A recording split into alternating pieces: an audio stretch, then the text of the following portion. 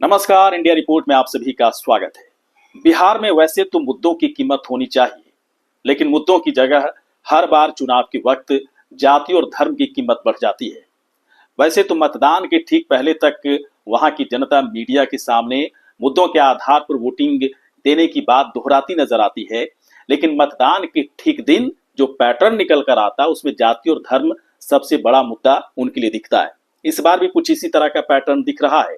बदलाव की बातें आ रही हैं कि कुछ पार्टियों की तरफ से वहां पर बदलाव लाने की कोशिश होगी और एनडीए की सरकार नहीं बनेगी। अब ये संभव हो पाएगा या नहीं हो पाएगा, बड़ा सवाल है। लेकिन बदलाव एक वर्ग में खास तौर पर देखे जा रहे हैं और इंडिया रिपोर्ट की तरफ से इसकी पड़ताल की गई। वो वर्ग है मुसलमान। मुसलमान के बारे में कहा जा रहा है कि बिहार चुनाव में सबसे बुद्धिमान अगर कोई वोटर्स है इस बार तो वो है मुसलमान, क्योंकि मुसलमानों के पास इस बार 3 ऐसे फॉर्मूले हैं जिन फॉर्मूलों की जरिए एक तरह से ब्रह्मास्त्र की तरह है, जिसके जरिए वो अपने वोट का इस्तेमाल गलत तरीके से नहीं होने देगा, अपने वोट को एकमुश्त करने में पूरी तरह से कामयाब होगा और अपने वोट देने के तरीके से कुछ इस तरह से है ना, इस तरह से कई पार्टियों को संदेश देने की कोशिश होगी कि मुसलमान पूरी तरह से आजाद है और अपने तरीके से वोट देने के लिए पूरी तरह से वो किसी के अधीन नहीं है, बल्कि पूरी तरह से अपने आप को उसने एक तरह से आजाद कर दिया है। हम आपको बताएंगे कि इस बिहार चुनाव में मुसलमानों के पास वो 3 फॉर्मूले क्या है। साथ ही साथ आपको बताएंगे कि इस फॉर्मूले की वजह से किसे सबसे बड़ा नुकसान हो रहा है, किसे सबसे बड़ा फायदा हो रहा है, और इस बदलाव के बाद मुसलमान का जो पूरा वोट बैंक है किस तरह से उसमें एक अलग अलग तरह की खास बात नजर आएगी, जिसकी वजह से कई पार्टियों को इस समझने का मौका मिलेगा कि मुसलमान अपने वोट बैंक का इस्तेमाल सही दिशा में देने के लिए पूरी तरह से मन बना चुका है। हम थोड़ी देर के बाद आपको ये भी बताएंगे कि कितनी सीटों पर मुस्लिम वोटर्स का बड़ा प्रभाव है, किंग मेकर की भूमिका में वो कितनी सीटों पर है, और कहां एक तरफा जीतने का दम मुस्लिम वोटर्स रखता है। लेकिन पहले इस बात को समझना जरूरी है कि बिहार में अगर मुस्लिम आबादी की बात करें तो करीब 17 से 18% है। पिछले अगर बिहार विधानसभा चुनाव की बात करें तो 19 मुस्लिम विधायक चुनकर विधानसभा पहुंचे, लेकिन इस बार इनका टारगेट ज्यादा है, क्योंकि जैसा कि थोड़ी देर पहले भी हम आपको बता रहे थे, क्योंकि ये कम से कम इससे ज्यादा सीटों के हकदार हैं या फिर वहां पर जीतने का वो दम रखते हैं। दम इसलिए रखते हैं क्योंकि इनकी आबादी ज्यादा है, और अगर इनके वोटों का बंटवारा नहीं हो तो कहा जाता है, जो दावा किया जाता है कि कम से कम 30 सीटों पर एक तरफा इनकी जीत हो सकती है। इसलिए इस बार मुसलमानों की तरफ से, मुस्लिम वोटर्स की तरफ से टारगेट रखा गया है कि कम से कम 30 सीटों पर उनकी जीत होनी चाहिए, और इसके लिए उन्होंने 3 फॉर्मूले का इस्तेमाल इस बार करने की पूरी कोशिश मुस्लिम वोटर्स की तरफ से की गई है। दरअसल ये जो फॉर्मूला आया या फिर जो चीजें हम आपको बता रहे हैं, इंडिया रिपोर्ट की टीम की तरफ से कई मुस्लिम वैसे जानकारों से बातचीत की गई जो इस बार मुस्लिम वोटर्स के मिजाज को समझने में पूरी तरह से उन्होंने एक बड़ा रिसर्च किया है। मुस्लिम इस बार क्या सोच रहे हैं बिहार के चुनाव में, वैसे लोगों से बातचीत की गई है और उसके आधार पर इस रिपोर्ट को बनाने की कोशिश इंडिया रिपोर्ट की तरफ से किया गया है। चलिए हम आपको बता देते हैं कि वो 3 फॉर्मूले कौन कौन है, लेकिन उससे पहले इस बात को समझते हैं कि बिहार में कम से कम 80 ऐसी सीटें हैं, 243 में 80 ऐसी सीटें हैं जहां पर मुस्लिम वोटर्स का प्रभाव है, यानी कि उनके वोट देने से फर्क पड़ता है। 80 ऐसी सीटें हैं, और इस 80 सीटों में से 50 ऐसी सीटें हैं जहां पर मुस्लिम किंग मेकर की भूमिका में है।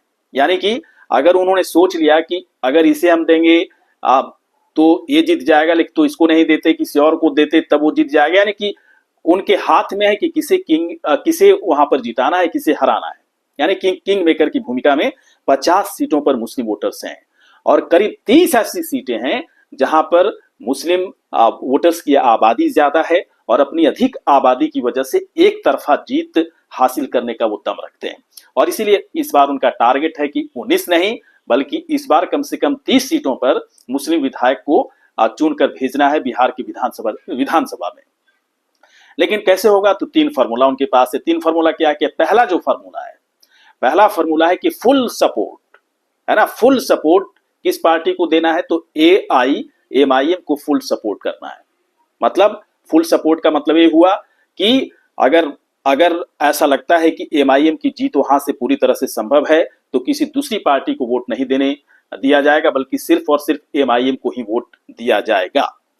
दूसरा जो उनके पास फॉर्मूला है कि जहां पर ऐसा लगता है कि एमआईएम के उम्मीदवार नहीं खड़े हैं या फिर एमआईएम का उम्मीदवार कमजोर है या फिर उनके जीतने की संभावना कम है, वहां पर जन सुराज के उम्मीदवार को वोट देना है। यानी कि जन सुराज का अगर कोई मुस्लिम उम्मीदवार होगा तो उसे वोट देना है। ये दूसरा फॉर्मूला है। देखिए, पहला फॉर्मूला और दूसरे फॉर्मूले में अंतर यही है कि फुल सपोर्ट एमआईएम को देना है, लेकिन जहां पर एमआईएम का कोई मुस्लिम उम्मीदवार अगर कमजोर होगा तो फिर जन सुराज को सपोर्ट करना है, कि उसके फेवर में वोट करना है। लेकिन जहां पर एमआईएम और जन सुराज दोनों ही कमजोर है ना, दोनों ही कमजोर है, वहां पर तीसरे फार्मूले के तहत मुस्लिम वोटर्स का कहना है कि बहुत मजबूरी में ही सही, लेकिन आरजेडी और कांग्रेस को उनकी तरफ से समर्थन मिलेगा। यानी सीधे तौर पर जो बात निकलकर सामने आ रही है कि मुस्लिम वोटर्स के पास ये तीन फॉर्मूले हैं। इस तीन फॉर्मूले में सबसे खास बात है कि वो तवज्जो दे रहे हैं ओवैसी की पार्टी एआईएमआईएम को, और वजह इसके पीछे साफ तौर पर उन्होंने कहा कि सालों से वोट देते आ रहे हैं आरजेडी को, सालों से वोट देते आ रहे हैं कांग्रेस को, लेकिन कोई फायदा नहीं हो रहा है ना। प्रतिनिधित्व की बात अगर आती है तो फिर उन्हें पीछे कर दिया जाता है। कई ऐसी शिकायतें मुस्लिम वोटर्स की तरफ से किया गया, और सीधे तौर पर उन्होंने कहा कि ओवैसी जो मुस्लिमों के हक और अधिकार की सही ढंग से लड़ाई लड़ते हैं, आवाज उठाते हैं, उनके भाषण में दम है, और उनके भाषण को सुनकर ऐसा लगता है कि मुसलमानों के हक के लिए सही नेता वही हैं।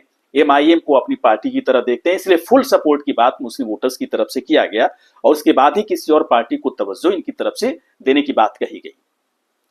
अब इसका फायदा और नुकसान क्या होगा इस तीन फॉर्मूले की वजह से? तो सबसे बड़ा फायदा होने वाला है एआईएमआईएम को।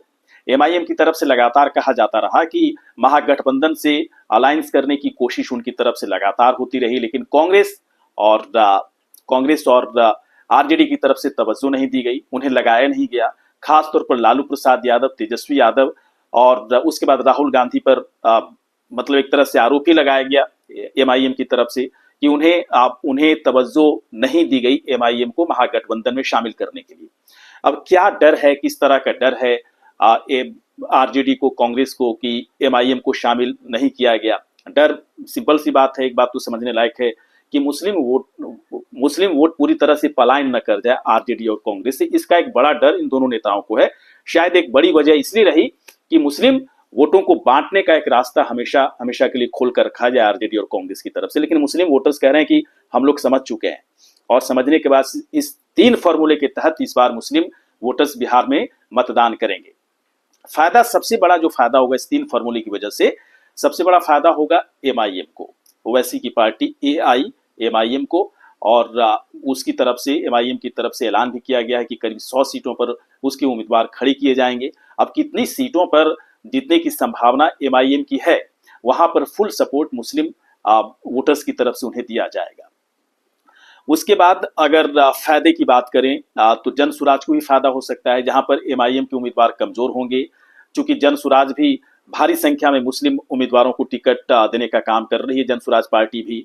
तो जन सुराज के साथ भारी संख्या में जो मुस्लिम वोटर्स हैं वो जुड़ रहे हैं। सालों से ग्राउंड पर जाकर प्रशांत किशोर की तरफ से काम किया जा रहा है। मुस्लिम ग्रामीण इलाकों में जा रहे हैं, शहरी इलाकों में जा रहे हैं, और मुस्लिम वोटर्स के बीच में उनकी समस्याओं को सुन रहे हैं। इसका फायदा जन सुराज को हो सकता है कि मिले, लेकिन मिलेगा कब? सीधे तौर पर मुस्लिम वोटर्स की तरफ से कहा जा रहा है कि मिलेगा तभी जब किसी सीट पर एआईएमआईएम का उम्मीदवार कमजोर होगा तो जन सुराज को टिकट देने का काम किया जाएगा। नुकसान किसे होने वाला है? सीधे तौर पर जो इस तीन फॉर्मूले की बात जो निकलकर सामने आ रही है मुस्लिम वोटर्स की तरफ से, सबसे बड़ा जो नुकसान होगा आरजेडी का होगा और कांग्रेस का होगा। सीधे तौर पर उनका कहना है कि सालों से वोट देते रहे, कुछ हुआ नहीं, तो नुकसान तो सहने के लिए अब तैयार होना पड़ेगा। कई महीनों से इस बात की चर्चा भी हो रही है कि एमआईएम जिस तरह से एमआईएम की मजबूती वहां पर बढ़ी है, खासतौर पर सीमांचल इलाकों में, उसका बड़ा नुकसान आरजेडी और कांग्रेस को तो होना तय है, और भारी संख्या में मुस्लिम वोटर्स जो हैं उनका पलायन अब एमआईएम की तरफ होता दिख रहा है। अब हुआ या नहीं हुआ है, नतीजे के बाद सारी चीजें समझ में आएगी, लेकिन अभी का समीकरण तो यही दिख रहा है। तो फायदा नुकसान होगा नहीं होगा, ये सारी चीजें ऐसी हैं जिसके बाद एक बात तो तय नजर आ रहा है कि इस बार बिहार में बदलाव हो न हो, लेकिन मुस्लिम वोटर्स के अंदर एक बड़े बदलाव देखने को मिलेंगे। और इस बदलाव के पीछे 3 फॉर्मूला है, और इस 3 फॉर्मूले को जो हम आपको बता रहे थे, इसके बाद तो ऐसा ही लग रहा है कि बिहार चुनाव में इस बार अगर कोई सबसे बुद्धिमान है, बुद्धिमान वोटर्स है, तो वो मुसलमान वोटर्स ही नजर आ रहे हैं। आपको क्या लगता है कि बिहार में मुस्लिम वोटर्स का जो पैटर्न रहेगा इस बार वोट देने का, उससे सबसे अधिक फायदा किस पार्टी को मिलने जा रहा है? आपके दिमाग में, जहन में कोई इस सवाल का जवाब हो तो तुरंत आप हमें कमेंट बॉक्स पर जाकर अपनी राय रख सकते हैं। वीडियो आपको कैसा लगा? अच्छा लगा हो तो आप तुरंत हमें सब्सक्राइब करें, शेयर करें, लाइक करें, साथ ही साथ कमेंट करें। नमस्कार।